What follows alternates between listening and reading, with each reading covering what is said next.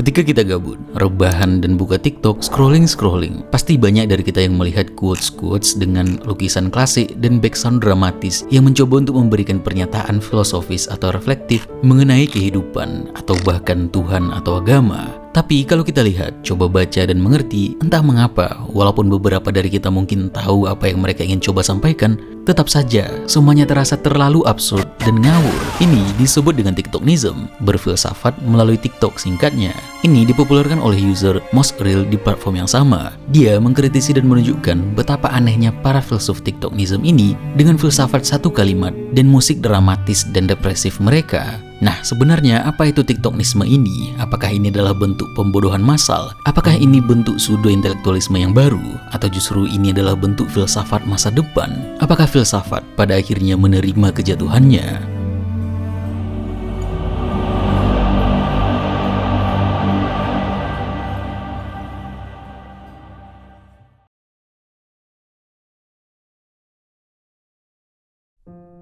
Bukan pertama kali memang ketika di sosial media sebuah pemahaman filsafat bisa menjadi sebuah tren belaka. Kalau sekarang muncul para filsuf-filsuf edgy yang mengedepankan filsafat yang seolah kontroversial, dulu sesimpel sosial media kita pernah dihebohin sebuah tren salah satu pemahaman ini, yakni pemahaman Stoicism, di mana banyak sekali influencer dan content creator yang entah mengapa mengumumkan bahwa mereka menganut paham Stoicism. Sebut saja konten kreator seperti Raditya Dika, Ferry Irwandi, dan lain-lainnya. Yang akhirnya karena konten kreator besar tadi menyinggung pemahaman ini, gak heran Stoicism seringkali menjadi bahan pembicaraan di sosial media. Dan dari sini sebenarnya sudah jelas kalau kenapa sebuah pemahaman filsafat bisa menjadi tren di sosial media.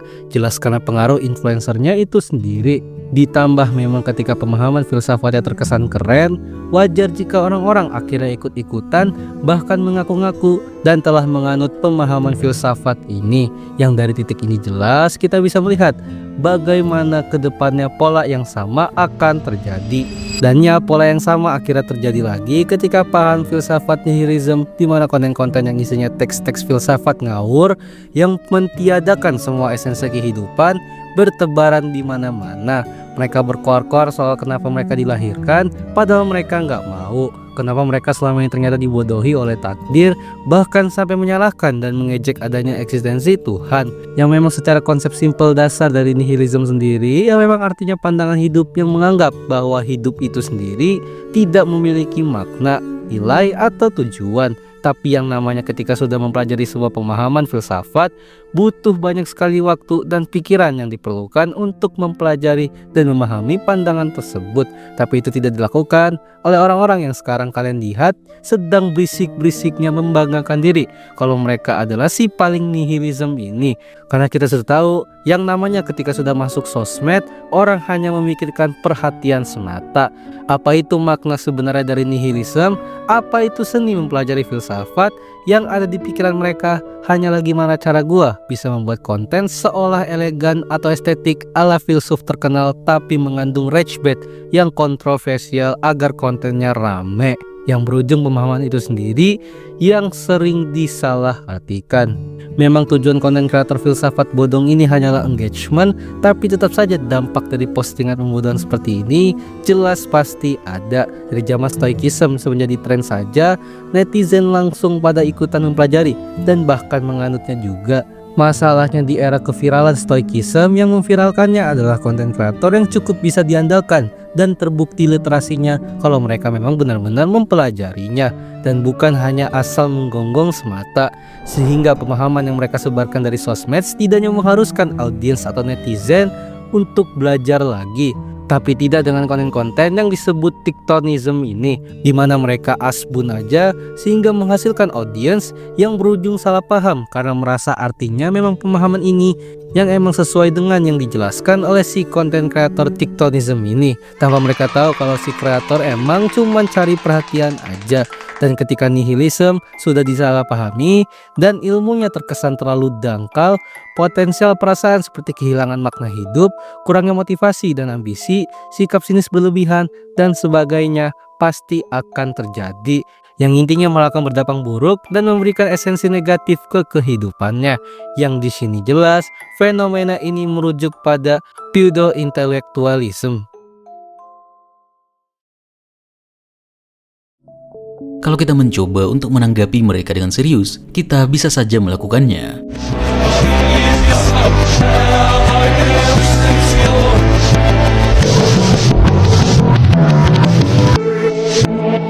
Dia mengatakan bahwa orang tak beragama sudah tentu percaya Tuhan, tapi orang beragama belum tentu percaya Tuhan. Mungkin kalau kita mencoba untuk mengafirmasi, bisa kita katakan bahwa beberapa orang yang tidak percaya terhadap agama tetaplah percaya kepada Tuhan. Entah bagaimana bentuknya, mau itu hal yang tidak bisa dicapai atau mungkin seperti Einstein yang percaya dengan panteisme Spinoza. Tapi tetap saja, mengatakan sudah tentu percaya Tuhan adalah kesalahan yang fatal, karena agama itu sendiri menurut kepercayaan umum adalah hal yang menghubungkan terhadap kepercayaan tersebut.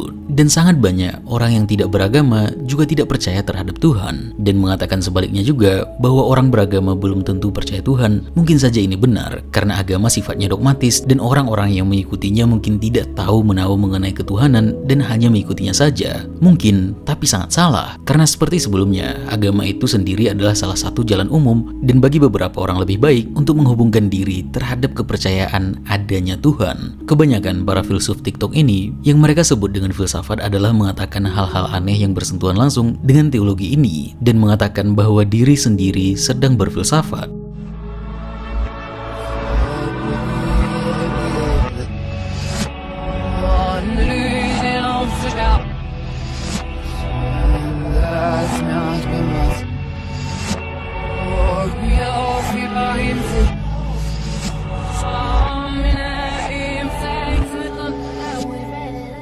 Di dunia ini, orang jahat akan berbuat kebaikan, sedangkan orang baik akan berbuat kejahatan. Di captionnya kita melihat penjelasan titik 2 sekaligus psikoanalis. Orang jahat akan melakukan sesuatu yang baik kepada dirinya sendiri, itu bisa disebut sebagai egois. Maka dari itu saya menambahkan kebaikan bukan tentang hal yang lebih ke positif, namun sebaliknya yaitu negatif. Sedangkan orang baik akan merasa jahat karena dirinya merasa bersalah karena dia menegakkan keadilan untuk si kejahatan, padahal menegakkan keadilan itu adalah suatu kewajaran untuk membenarkan sesuatu. Tetapi bagi seseorang yang memiliki hati yang lembut, itu bukan hal yang sepele bagi mereka karena mereka bisa merasakan hal yang sama dengan seseorang yang menderita. Karena empatinya sangat begitu tinggi, itu sebabnya dia tidak tega melakukan hal seperti itu. Pertama, penulisannya sangat tidak bagus. Kedua, itu bukan psikoanalis. Tapi mari menyampingkan semuanya terlebih dahulu dan fokus ke isinya. Orang jahat akan berbuat kebaikan. Kebaikan di sini didefinisikan sebagai sesuatu yang menguntungkan diri sendiri atau egois. Orang baik akan berbuat kejahatan. Kejahatan di sini dikaitkan dengan tindakan menegakkan keadilan yang membuat seseorang merasa bersalah. Nah, menyamakan kebaikan dengan egoisme adalah redefinisi yang menyimpang. Melakukan sesuatu kepada diri sendiri itu egois bukan berarti kebaikan. Bisa saja kebaikan, tapi bisa saja kejahatan. Kita tidak seharusnya menambah-nambahkan arti ke definisi dan mengartikan arti itu adalah definisi sebenarnya dari diksi yang kita pakai. Menyamakan keadilan dengan kejahatan karena perasaan bersalah juga adalah kecacatan logika. Memang bisa menyebabkan penderitaan, seperti membuat orang jahat masuk penjara, tapi itu bukan berarti yang dia lakukan jahat. Jika kebaikan berarti egoisme, seharusnya kejahatan juga didefinisikan pada konteks egoisme, tapi malah dihubungkan dengan rasa bersalah dalam menegakkan keadilan yang lebih berdekatan dengan dilema moral, bukan keadilan yang dikatakan bersifat jahat. Asumsi bahwa semua orang jahat melakukan sesuatu demi kepentingan diri sendiri juga adalah hal yang salah dalam realitas psikologis, karena tidak semua orang jahat itu egois. Bisa saja dia altruis tapi menyebabkan kejahatan. Tidak semua orang baik juga memiliki empati dan merasa bersalah ketika menegakkan keadilan.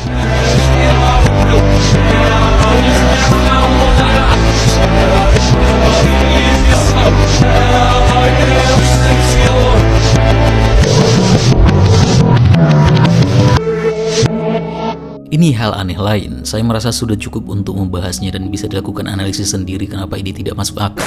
Dan banyak juga yang menggunakan nama-nama filsuf besar untuk membuat quotes-quotes buatan mereka sendiri.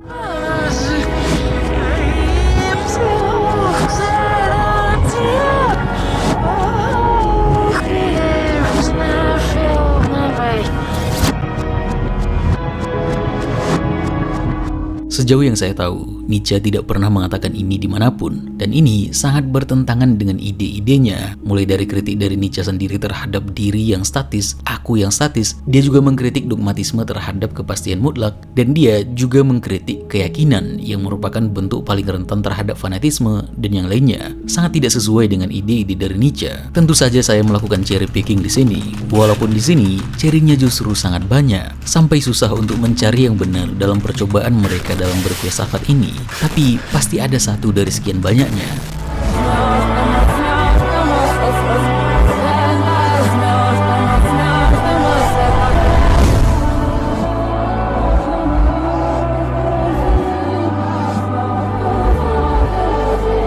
Nah, yang ini memang ada dalam Das Buch Zarathustra. Tapi kalau kita cuma sekedar melihat ini dalam scrolling TikTok, akan sangat tidak paham dengan apa yang dimaksud oleh Nietzsche di sini. Terbang ataupun mengangkat diri di sini bukan berarti meninggalkan realitas sampai-sampai dianggap gila seperti yang ditujukan di komennya. Tapi ini menegaskan kepada kita untuk unggul, mandiri, dan menjadi lebih tinggi dalam konteks eksistensialisme. Akan sangat jauh berbeda pemahaman yang kita dapatkan kalau kita membaca Das Buch Zarathustra secara keseluruhan dan mengerti konsep-konsep Nietzsche terlebih dahulu daripada cuma melihat ini secara random di FYP TikTok.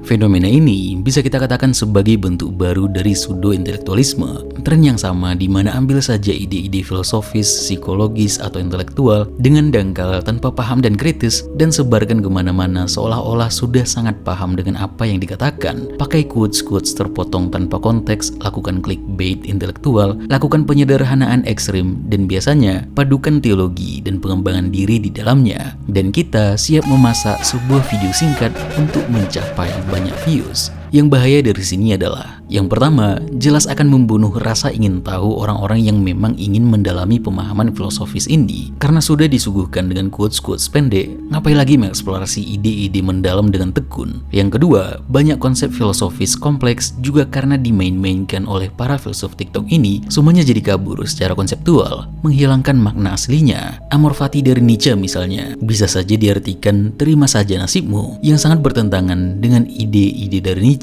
Yang ketiga, terlihat pintar tapi kosong ini pun bisa saja menjadi virus. Semua orang akhirnya jadi pengen untuk menjadi ini dan malah menciptakan semacam elitisme palsu, merasa lebih unggul dari orang lain karena mengonsumsi konten pintar di TikTok. Yang keempat, yang paling parah adalah menyesatkan orang yang memang secara otentik mencari makna. Mungkin saja di luar sana ada orang yang sedang terpuruk atau bahkan depresi. Gara-gara melihat hal-hal aneh di TikTok ini, mereka jadinya mengafirmasi keterpurukan atau depresi mereka sendiri yang membuat kehidupan mereka menjadi nihil. Dan siapa yang bertanggung jawab untuk hal ini? Namun, kalau saja kita mencoba untuk mencari tahu, sebenarnya pseudo-intelektualisme ini tidak hanya terjadi di sosial media, dan mungkin saja memang kita semua rentan terhadapnya. Mengapa? Yang pertama, otak manusia sebenarnya secara alami mencari pola dan kepastian untuk mengurangi ketidakpastian dan ambiguitas yang memang dapat menimbulkan stres dan kecemasan. Otak kita butuh sesuatu yang cepat, sesuatu yang sederhana, sesuatu yang jelas. Meskipun terkadang membuatnya jadi tidak akurat atau tidak mendalam. Ini dibuktikan dengan need for closure yang dijelaskan oleh Kruglansky dan Webster di tahun 1996, di mana kita memang butuh penjelasan yang sesederhana mungkin walaupun terkadang palsu daripada berlama-lama dalam ketidakpastian. Dan kalau kita merujuk terhadap Dunning-Kruger yang mengatakan bahwa sedikit pengetahuan membuat kita merasa lebih percaya diri karena belum belajar mengenai kompleksnya topik-topik tersebut, membuat TikToknisme ini menjadi sesuatu yang memang wajib terjadi. Yang kedua, status sosial selalu penting. Berdasar pada penjelasan bahwa manusia adalah makhluk sosial, status sosial memainkan peran yang krusial dalam interaksi dan hierarki sosial manusia. Nah, keinginan untuk diterima, dihormati, dianggap kompeten memang bisa membuat orang-orang ingin melakukan apapun untuk mendapatkannya. Dalam masyarakat yang semakin menghargai intelektualitas, menampilkan diri sebagai orang cerdas adalah cara paling efektif untuk mendapatkan status sosial. Ini seperti yang dijelaskan Pierre Bourdieu dalam karyanya tentang modal sosial dan budaya yang menjelaskan bagaimana simbol intelektual memberikan status dan keuntungan sosial. Kita juga memiliki kebutuhan identitas dalam diri, dan keinginan untuk menjadi cerdas adalah bagian dari identitas sosial yang sangat diinginkan. Yang ketiga, kemudahan akses. Seperti yang dijelaskan sebelumnya, akses mudah tidak selalu memberikan hal positif, karena kita jadinya terbanjiri dengan sangat banyak hal yang membuat kita tidak sempat atau memang tidak tertarik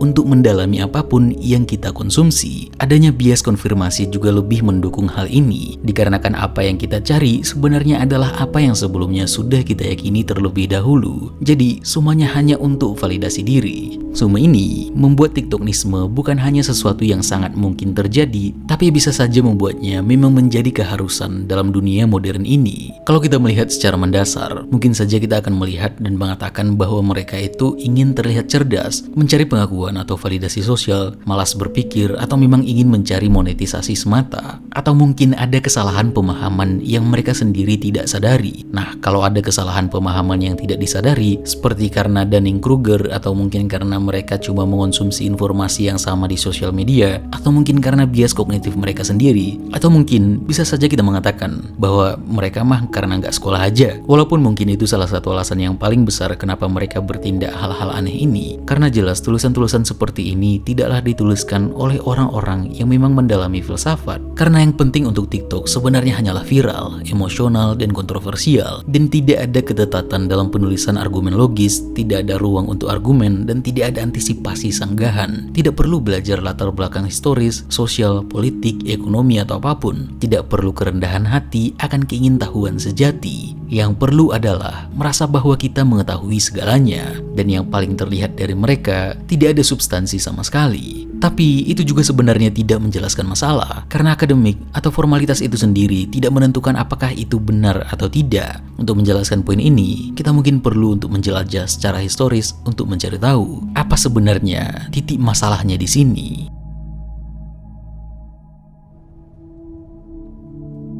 Sebenarnya, fenomena pseudo-intelektualisme ini bukanlah baru. Sejarah mencatat banyak filsuf-filsuf besar yang juga merasa terganggu dengan mereka yang sekedar berpura-pura memahami filsafat tanpa benar-benar menggali maknanya. Dan biasanya memang hanya demi ketenaran atau uang, hal-hal yang paling disukai oleh para badut. Sejak 2500 tahun yang lalu, Plato mengecam kaum sofis yang menggunakan retorika untuk memanipulasi dan mendapatkan keuntungan tanpa mencari kebenaran. Ia menilai mereka hanya peduli pada kemenangan debat, bukan pencarian makna. Dikarenakan realitas sosial Athena pada zamannya, pemuda kaya dan bangsawan bisa mendapatkan apa yang mereka inginkan jika diajari oleh para sofis. Membuat pertukaran nilai ini terjadi. Demokrasi di Athena memerlukan retorika untuk mengambil hati rakyat dengan berbicara di depan umum dan membujuk massa untuk mendapatkan kekuasaan, baik secara politik maupun hukum. Dia mengatakan, ketika seseorang berbicara dengan mereka dan terbiasa dengan kata-kata mereka serta mengaku menjadi bijak, ia tidak mendapatkan pengetahuan tentang apa yang benar-benar adil, luhur, dan baik, tetapi hanya bayangan dan tiruan dari hal-hal itu yang dirancang untuk menyenangkan orang banyak. Dia melihat bahwa kepercayaan para sofis terhadap relativisme yang menyatakan bahwa kebenaran itu relatif bergantung pada manusia itu sendiri, di mana seperti perkataan Protagoras, salah satu sofis paling besar, bahwa manusia adalah ukuran segala sesuatu. Plato mengatakan bahwa kebenaran yang filosofis haruslah absolut. Yang membuat sofis di mata Plato adalah pseudo-intelektual, pseudo-filosofis. Kita pertama-tama mencari keadilan di dalam kota karena ia lebih besar daripada individu dan lebih mudah diamati. Dia mencoba menjelaskan bahwa lingkungan sangat mencerminkan individu itu sendiri. Lingkungan yang memang bukanlah intelektual akan menciptakan individu yang seperti itu juga. Dan begitu juga sebaliknya, individu yang tidak intelektual akan menciptakan lingkungan yang intelektual juga. Jauh setelahnya, di Roma, Seneca, filsuf besar Stoikisme, melakukan hal yang sama, mengecam orang-orang yang berpura-pura bijak padahal menurutnya tidak memiliki kebijaksanaan sejati. Ia mengatakan, filsafat bukanlah keterampilan untuk konsumsi publik atau dipersiapkan untuk pameran. Ia tidak berada dalam kata-kata tetapi dalam tindakan. Ia tidak diterapkan untuk menghabiskan hari dengan hiburan atau untuk menghilangkan kebosanan waktu luang. Ia membentuk dan membangun jiwa, mengatur kehidupan, mengarahkan tindakan, menunjukkan apa yang harus dilakukan dan dihindari, menjadi bahan untuk memberi dan menerima nasihat, dan memang bukan untuk sementara waktu, tetapi untuk seluruh kehidupan. Jauh setelah Seneca, filsuf besar di Prancis era Renaissance, Michel de Montaigne dalam esaisnya menulis bahwa kaum akademis atau intelektual itu sendiri tidaklah menyentuh pencarian filosofis yang seharusnya. Menurutnya, kaum akademisi dan intelektual terlalu sibuk dengan teori-teori tapi gagal dalam memahami dunia nyata itu sendiri. Kita menerima pengetahuan dan pendapat orang lain begitu saja dengan kepercayaan, yang mana merupakan pembelajaran yang sia-sia dan dangkal. Kita harus menjadikannya milik kita sendiri. Pengetahuan yang hanya didapatkan dari buku atau otoritas eksternal yang kita rasa memiliki ekspertise di sana, kalau tidak ada refleksi dari diri sendiri. Dia sadar bahwa manusia sendiri memiliki keterbatasan dalam mencapai pengetahuan yang mutlak. Dia mengajukan pertanyaan fundamental. Kusage, apa yang saya ketahui? Harusnya seseorang tidak merasa sombong, tidak menyombongkan diri hanya karena dia memiliki pendidikan, yang sangat yakin kepada diri mereka sendiri dan klaim-klaim kepastian mereka yang berdasar pada klaim-klaim lain dari buku-buku lain. Dia mengatakannya dengan istilah pedantry. Pengetahuan sejati harusnya diresapi dan dipersonalisasi. Semua pemikiran, baiknya adalah pemikiran diri sendiri, pengalaman pribadi, refleksi diri yang menurutnya adalah jalan untuk menuju pemahaman yang lebih bermakna. Jauh setelah Montaigne, di Jerman, salah satu filsuf besar pesimisme menjelaskan dalam paraga Un Paralipomena dengan tegas mengkritik mereka yang mempelajari filsafat bukan demi kebijaksanaan sejati, tapi sekadar membangun reputasi akademik atau status sosial. Utamanya, dia mengkritisi para profesor yang menurutnya bukanlah sebagai pencarian kebenaran. Filsafat universitas adalah penipuan sistematis yang telah dipraktikkan terhadap kaum muda di setiap generasi. Schopenhauer percaya bahwa bahkan filsafat yang diajarkan di universitas pun cenderung merusak pemikiran independen, karena semua pemikiran dikendalikan oleh otoritas dan politik. Banyak akademisi hanya mencari pengakuan dan menyesuaikan argumen mereka agar sesuai dengan kepentingan dari lembaga. Para profesor filsafat hanya fokus pada reputasi dengan menerbitkan tulisan dan membangun reputasi daripada benar-benar mencari kebijaksanaan. Dan mereka sengaja membuat bahasa sulit dan tidak langsung, hanya demi menutupi pemikiran mereka yang dangkal. Kegelapan seorang filsuf seringkali berbanding lurus dengan kurangnya ide yang mereka miliki. Dari semua ini, kita dapat melihat bahwa studi akademik sendiri pun bisa saja salah dan keliru jika kita memandang dari pandangan para filsuf-filsuf besar, dan keliru jika kita memandang dari pandangan para filsuf-filsuf besar yang memang pemikirannya itu memiliki pengaruh yang sangat besar terhadap sejarah manusia. Namun, kalaupun kita bahas secara mendalam, bisa saja semua tradisi epistemologi pencarian pengetahuan ini sebenarnya memang tidak benar-benar bisa mencapai pengetahuan yang memang sebenarnya. Dari para sofis dulunya yang menekankan relativisme, mungkin saja memang mereka itu tidak sesalah yang disebutkan oleh Plato pada mereka. Karena kalau kita lihat, banyak pendapat dari Plato ini sangat subjektif dan cukup bias. Para sofis salah ya sesederhana karena tidak ada yang sesuai dengan pandangannya. Retorika yang dikecam pun digunakan oleh Plato sendiri dalam dialog-dialognya. Padahal kalau kita mencoba untuk mencari tahu, beberapa di antara mereka tidak hanya peduli pada uang, seperti Protagoras dan juga Gorgias. Mereka memiliki pemikiran yang cukup dalam tentang epistemologi dan juga moralitas. Kekacauan mereka dalam relativisme bisa saja adalah bentuk dari pluralisme, dan mungkin saja yang diciptakan oleh para sofis ini adalah dialog, bukan dogma.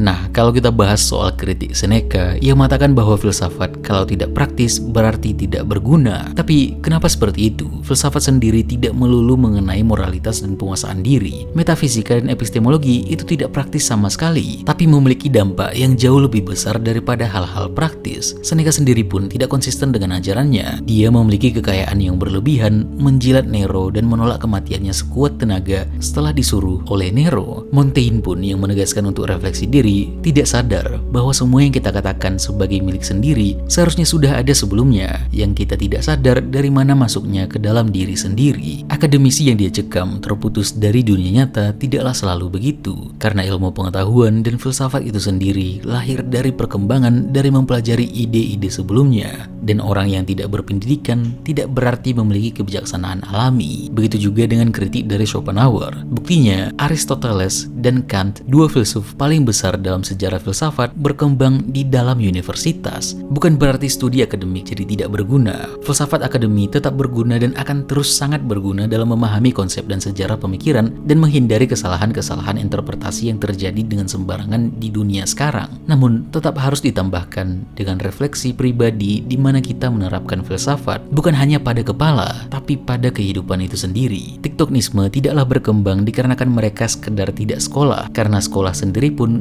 belum tentu menjelaskan apakah memang benar-benar bisa mencapai kebenaran. Masalah utama dari TikToknisme bukan hanya kurangnya membaca atau belajar, tapi absennya refleksi yang mendalam. Tapi dikarenakan refleksi ini sangat subjektif, siapa juga yang sebenarnya tahu? Mungkin saja yang dilakukan oleh para TikToknisme ini adalah refleksi sejati, dan kita yang tidak sadar dan mengerti, mungkin saja yang mereka jelaskan adalah sesuatu yang mendalam yang tidak bisa kita raih. Karena percobaan untuk mencapai kebenaran saja pun kita tidak tahu harusnya bagaimana dan siapa yang harusnya menentukan mana yang benar dan mana yang salah. Karena pasti selalu ada semacam skeptisisme di dalam diri seseorang mengenai pembicaraan apapun itu, terutama kebenaran.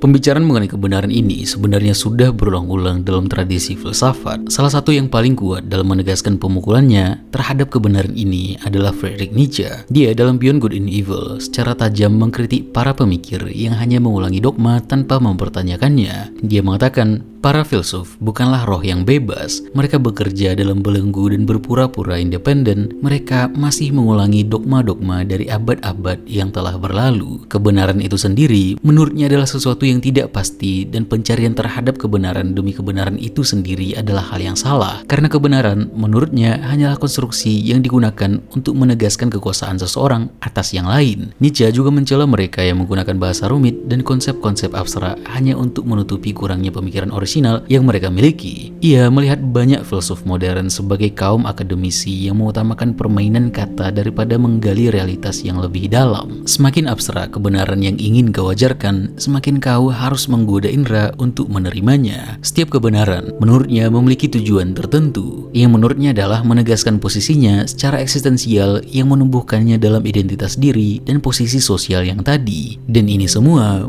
menurutnya bukanlah ditemukan, tapi diciptakan dengan mereka yang memiliki kekuatan untuk melakukan interpretasi. Jadi, apakah kebenaran itu sebuah pasukan bergerak dari metafora, metonimi, antropomorfisme, singkatnya kumpulan hubungan manusia yang telah diperkuat secara puitis dan retoris, dipindahkan dan diperindah? Dia melihat bahwa kebenaran bukanlah fakta objektif, tapi narasi yang dipaksakan oleh mereka yang berkuasa untuk mengukuhkan otoritas mereka. Seperti bagaimana gereja di abad pertengahan menggunakan doktrin religius sebagai kebenaran untuk mempertahankan otoritas mereka. Ilmuwan dan akademisi modern menggunakan jargon kompleks untuk memonopoli pengetahuan dan membatasi akses terhadap wacana intelektual. Negara dan ideologi menciptakan mitos nasionalisme sebagai kebenaran untuk menanamkan kesetiaan. Kalau kita memandang dari kacamata Nietzsche, memandang kebenaran sebagai kehendak yang mengatakan bahwa semuanya berasal dari kehendak itu sendiri. Ketika kita mengkritisi TikToknisme ini, mengkritisi mereka yang kita katakan ingin terlihat keren, apakah mungkin kita mengkritik mereka agar terlihat pintar? Apakah kita benar-benar mencari kebenaran atau hanya berusaha mempertahankan otoritas kita dalam diskusi? Kalau kita melihat mereka tidak sah untuk berbicara mengenai filsafat, memangnya siapa yang berhak berbicara soal filsafat dan siapa yang tidak? Di dunia sekarang yang mereka katakan sebagai dunia postmodernisme, Derrida, salah satu yang paling berpengaruh dalam dekonstruksi, menentang dasar asumsi dasar tentang makna, bahasa, dan kebenaran. Dia menggali lebih radikal lagi. Dia mengatakan bahwa makna dalam bahasa adalah difference, sebuah permainan kata dari difference atau perbedaan dan deferral dari penundaan. Derrida berpendapat bahwa makna dalam bahasa tidak pernah stabil atau tetap. Ia selalu bergeser dan bergantung pada perbedaan dari kata-kata lain dalam suatu sistem bahasa. Dengan kata lain, makna bukanlah sesuatu yang dapat ditemukan dalam kata itu sendiri, tetapi merupakan hasil dari jaringan relasi dan perbedaan yang tidak pernah mencapai kepastian. Contoh sederhananya, ketika kita membicarakan mengenai kebenaran sebagai sesuatu yang mutlak dan tidak berubah, ia akan bertanya mengenai apa itu yang mutlak dan tidak berubah. Apakah kebenaran selalu hadir dalam bahasa tanpa bias, atau apakah tidak ada interpretasi yang mengubah kebenaran itu sendiri? Dan ketika ada yang mengatakan bahwa hanya ada satu kebenaran, itu akan menunjukkan masalah mengenai bagaimana kata kebenaran itu sendiri didefinisikan. Siapa yang menetapkan bahwa hanya ada satu kebenaran? Apakah mungkin ada tafsir berbeda tentang pernyataan kebenaran ini? Derrida sejatinya mengatakan bahwa tidak ada pusat yang stabil dalam sistem bahasa dan pemikiran, yang akibatnya filsafat tidak lagi dapat dianggap sebagai pencarian makna final, tapi proses membaca yang seharusnya terus berkembang dan tidak pernah selesai. selesai. Dekonstruksi yang dia gagaskan membuka jalan kemungkinan interpretasi yang tidak terbatas, karena bahasa itu sendiri tidak pernah final, yang membuat pembacaan seorang pemikir tidak bisa sekedar mencari intensi asli mereka, karena makna selalu bersifat cair dan terbuka. Ini membuat kita harus melakukan refleksi yang lebih dalam melihat TikToknisme yang terlihat sangat dangkal ini. Apakah kita benar-benar memiliki otoritas untuk menilai validitas suatu interpretasi? Kalau katanya semua yang mereka lakukan itu adalah misinterpretasi dari yang seharusnya dikatakan oleh para filsuf, atau mereka kita katakan sekedar salah tafsir, siapa yang menentukan dan apa yang menentukan yang mana tafsir yang benar dan mana yang salah? Banyak pendekatan yang dilakukan terhadap filsuf besar memang direduksi menjadi sekedar slogan atau kutipan tanpa konteks mendalam untuk berfokus pada subjektivitas dari pembaca itu sendiri. Dia jadinya melakukan rekonstruksi terhadap penulisan tersebut. Bahkan para akademisi sendiri pun yang kalau saja menetapkan bahwa mereka itu akurat, tetap saja terikat oleh sudut pandang dan konteks mereka sendiri, yang membuat tidak ada sebenarnya pemahaman yang benar-benar murni. Semuanya dipengaruhi oleh faktor budaya, historis, ideologis, atau apapun itu. Bagaimanapun, banyak dari kita mulai menelusuri secara mendalam tentang filsafat, mungkin saja awalnya karena memang terekspos dengan penafsiran yang mendangkal ini. Dulunya mungkin Nietzsche kita sebut sebagai nihilis ekstrim karena tidak pernah membacanya sebelumnya. Begitu juga dengan Marx yang kita anggap sebagai sekedar penuntut revolusioner, atau siapapun itu. Jadi, jika tidak ada kebenaran murni, maka pencarian pemahaman hanyalah soal siapa yang mengendalikan narasi. Lalu, siapa sebenarnya yang lebih berhak berbicara? Akademisi, influencer, atau yang kita sebut sebagai amatir ini? Kalau misalnya kita mengatakan bahwa mereka terlalu nihilistik, apakah memang kita memiliki makna yang absolut atau makna subjektif yang lebih kuat dan hidup dari situ? Bukankah kita sendiri pun, kalau jujur, tidak tahu kita di sini sebenarnya melakukan apa? Kita hidup tujuannya apa? Bahkan kita tidak tahu kenapa kita bangun tadi pagi. Kalau kita merasa bisa menjelaskan filsafat dengan lebih akurat, kalau saja kita merasa benar-benar menginternalisasi ide-ide filsafat, apa yang membuat itu lebih baik daripada mereka? Jadi sebenarnya yang paling penting yang mungkin yang bisa kita lakukan adalah kembali melakukan refleksi. Mungkin saja orang-orang yang kita anggap bodoh, yang kita katakan sebagai orang bodoh, justru adalah diri kita sendiri. Terima kasih.